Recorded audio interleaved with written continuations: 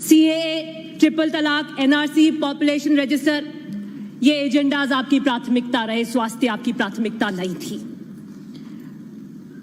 देश के साथ क्या आपको दूरदर्शिता की सोच रखनी थी, उसकी प्लानिंग आप नहीं कर रहे थे। होम मिनिस्टर की पुलिस विफल रही दिल्ली को सुलगने से रुकने से। कोविड-19 प्रबंधन व लॉकडाउन की आर्थिक स्थिति की इस चर्चा में आपने मुझे बोलने का मौका दिया, बहुत बहुत धन्यवाद। हम एक गंभीर दौर से गुजर रहे हैं। पहली बार ये वायरस वुहान के अंदर, हुबई प्रोविंस के अंदर दिसंबर 2019 में आइडेंटिफाई हुआ, और मैं यह तारीख है इसलिए दे रही हूं क्रमबद्ध तरीके से क्योंकि इसकी अहमियत है। 31 दिसंबर को पहली बार चीन के अंदर इस निमोनिया के तरीके से एक नया वायरस आया। 1 जनवरी को वहां पे सी फूड मार्केट बंद किया गया। 9 जनवरी को WHO ने रिकॉग्नाइज किया। 10 जनवरी को कोविड-19 दुनिया के साथ साझा किया गया। 11 जनवरी को पहली मौत हुई और 13 जनवरी के बाद में दूसरे देशों, भारत में, ईरान में ये फैलने लग गया। 12 मार्च को WHO ने इसे पैंडेमिक घोषित कर दिया, वह ग्लोबल हेल्थ इमरजेंसी घोषित कर दिया।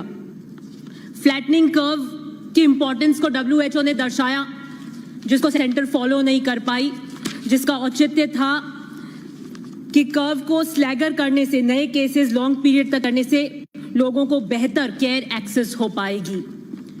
12 फरवरी को ही राहुल गांधी जी ने अपने ट्वीट में सरकार को चेताया और कहा कि आप इस वायरस की भयावह जो आने वाला है, जिससे आर्थिक स्थिति और जानमाल का जो भयानक खतरा आने वाला है, उसे सचेत कराया ताकि सरकार इसका नियंत्रण प्रबंधन कर सके।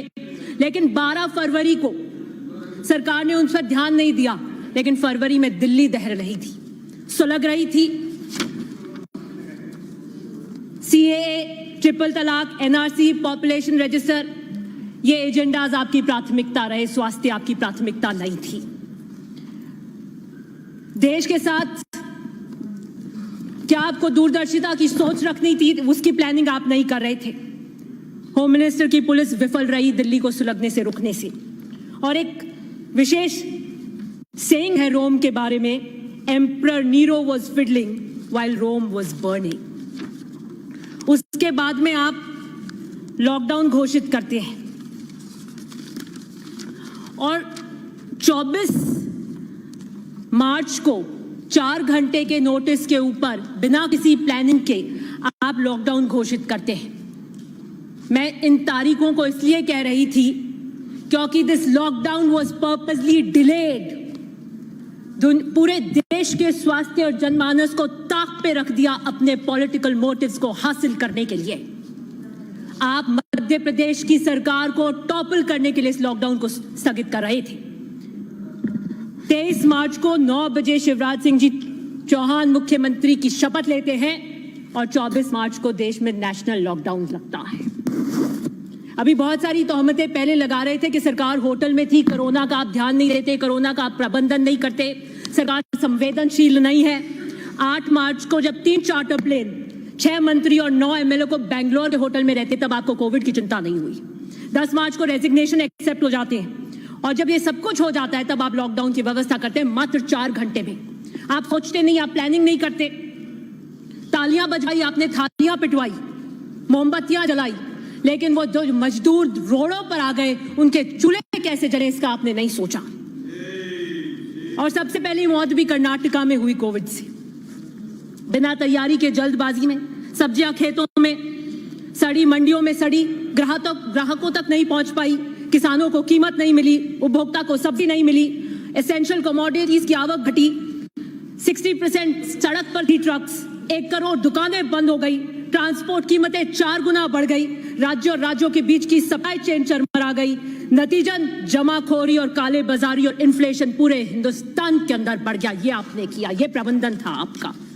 और नेशनल डिजास्टर एक्ट है जो ये कहता है, जिसका सेक्शन 6(2) ये कहता है, the national disaster management authority under the national disaster management act which is to be presided over by the Prime Minister of India with 9 nominated members will have a national plan for a national disaster and covid is certainly a national disaster.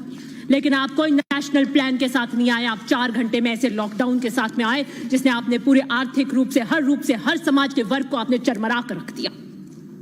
ये अचानक lockdown कर दिया जिससे लाखों लोग सड़क पर चले आए, कोई सुविधाएं नहीं दी। अगर आप नेशनल प्लान के साथ में आते जो कि सेक्शन 2D के अंदर कहता है that approved by the national authority, तो आप रिलीफ कैंप्स देते, shelter, food, drinking water, medical, ये सबको आप सुनिश्चित करते, जो आपने नहीं किया।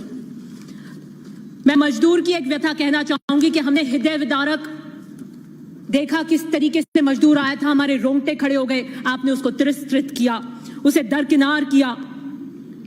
कंस्ट्रक्शन लेबर चाहे हर जितना भी 39 से 45 करोड़ आबादी हमारी मजदूर की है, आपने इनके रिहैबिलिटेशन के लिए, इनके एम्प्लॉयमेंट के लिए कोई पॉलिसी आप लेकर नहीं आए। फिर आपने बसेस चलाने का थोड़े टाइम बाद में, कुछ अवधि के बाद में, जब पूरा देश एक स्वर में इनके लिए इनकी व्यथा को बोलने लगा, तब आपने कहा point A two point B buses जाएंगी, जो कि पॉसिबल नहीं थी। आप बाहर से लाने के लिए प्लेन ला सकते हो, लेकिन मजदूरों के लिए आपकी प्राथमिकता नहीं है। फिर आप ट्रेन लाने की बात करी आपने, और उसके फेयर भी आपने नहीं दिए। कांग्रेस प्रेसिडेंट ने उसी वक्त तुरंत PCC चीफ्स को लेटर लिखा कि सारा फेयर कांग्रेस वहन करेगी। तब आपके स्पोक्स पर्सन ने कहा कि आप झूठ और राजनीति कर रहे हैं, 85% हम दे रहे हैं और 15% दे रहे हैं, उसके लिए कोई सर्कुलर नहीं था, लेकिन आप अपना झूठ बोलते रहे। आपने मजदूर के लिए कोई फाइनेंशियल स्टिमुलस नहीं दिया, बस PM ने आखिर में जाके माफी मांग ली कि मुझे माफ कर दो। तबाह करके आपका माफी मांगने का यह अंदाज भी गजब है। मैं मजदूर की एक व्यथा पढ़ना चाहूंगी। जा रहे हैं हम, जैसे आए थे वैसे ही जा रहे हैं। 2-4 पोटलियां साथ थी तब भी, आज भी, और ये देह, लेकिन आत्मा पर खरोंचे अब इतनी बढ़ गई हैं, कौन देखता है, कौन रोकता, तो शायद रुक भी जाते, कोई दिखलाता आंख में पानी, इतना कहता कि ये शहर तुम्हारा भी है। उन्होंने भी नहीं देखा पलटकर, जिनकी घर की दीवारें हमने चमकाई। उन्होंने भी कुछ नहीं किया, कहा जिनकी 1300 डिग्री पर कांच पिघलाकर चूड़ियां बनाई। इन सब प्लास हथौड़े के पीछे एक हाथ है, यह हाथ कोई नहीं देखता। ये वो हाथ जिसे दूसरे हाथ की ऊष्मा चाहिए, वो उस ऊष्मा की बात कर रहा है, उस सोशल सिक्योरिटी नेट की बात कर रहा है जिसको गवर्नमेंट ऑफ इंडिया को देना चाहिए था। इसे सिक्योर करने में आप विफल रहे, ये आपकी चीज है। अभी आप कह रहे थे कि आप हमारी सराहना क्यों नहीं करते। मैं किसान वर्ग से आती हूं और किसान की बात करूंगी। रबी की कीमतों के अंदर 50,000 करोड़ से ज्यादा अधिक नुकसान हुआ, आपने एक पैसा किसान को नहीं दिया। प्रोक्योरमेंट बढ़ाने की जरूरत थी, गेहूं, सरसों, चने की, आप नहीं बढ़ा पाए। लोन अदायगी को आपको डिले करना चाहिए था 6 मंथ, आपने नहीं किया। क्रेडिट सीट्स आपको देने चाहिए थे, आपने नहीं किया। You should have purchase every ounce of food grain at MSP, आपने नहीं किया। आपको GST हटा देनी चाहिए थी फर्टिलाइजर, पेस्टिसाइड्स और एग्रीकल्चर इक्विपमेंट पे, आपने नहीं किया।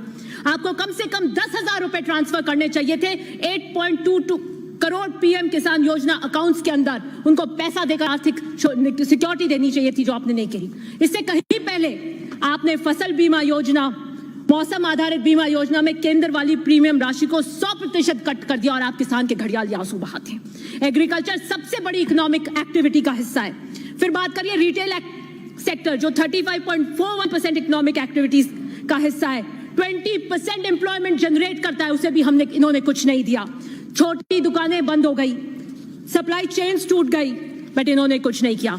एक विकट इकोनॉमिक इमरजेंसी की सिचुएशन में, क्राइसिस में लाकर हमारे देश को इन्होंने खड़ा कर दिया, और ये कहते हैं कि आप हमारी सराहना क्यों नहीं करते। बिल्कुल, अनएम्प्लॉयमेंट 27 ईयर्स में सबसे ज्यादा पहले ही था, और कोरोना के कारण और ज्यादा हो गया, लेकिन आप कोई एम्प्लॉयमेंट के लिए रिहैबिलिटेशन पॉलिसी नहीं लेके आए। डिमांड क्रिएट करेंगे तो सप्लाई क्रिएट होगी, डिमांड बंद है इसलिए सप्लाई बंद है। डिमांड क्रिएट करने के लिए पैसा फ्लो करने की जरूरत है इकोनॉमी के अंदर, जो आपने नहीं किया। You didn't do. हम बार बार कांग्रेस ये कह रही थी कि 7,500 का कैश बेनिफिट ट्रांसफर आप दीजिए, पैसा दीजिए, इकोनॉमी को पंप कीजिए, इन लोगों को फाइनेंशियल स्टिमुलस और फाइनेंशियल प्रोटेक्शन दीजिए, लेकिन आपने नहीं दिया। 11 करोड़ लोग आउट ऑफ PDS थे। अभी एक सुरक्षा की बात कर रहे थे, खाद्य सुरक्षा की बात कर रहे थे और हमें कह रहे थे, लेकिन 11 करोड़ लोग PDS से बाहर थे, उसके लिए आपने कुछ नहीं किया। नरेगा की बात करते हैं, आपको शायद अपना वाक्य नरेगा के लिए याद आ रहा होगा, जब आपने कहा था कि ये कांग्रेस की विफलताओं का मकबरा है। आज आज एम्प्लॉयमेंट देने के लिए रूरल की 2 मिनट्स नहीं, 1 मिनट समाप्त करें अपनी बात। 2 मिनट्स एम्प्लॉयमेंट देने की वो बनी, आपने उसको 200 डेज कर देना चाहिए था, आपको 300 रुपए कर देना चाहिए था, आपको जॉब कार्ड धारकों को एडवांस पेमेंट कर देना चाहिए था, लेकिन आपने नहीं किया। हाँ, मैं मानती हूँ कि 61,000 करोड़ की जगह आपने 1 करोड़ अलॉटमेंट कर दिया, 1 लाख करोड़, जिसमें 84,000 करोड़ आउटस्टैंडिंग लाइबिलिटीज के साथ इट्स ओनली 84,000 करोड़। ये भी कांग्रेस के प्रेशर में किया।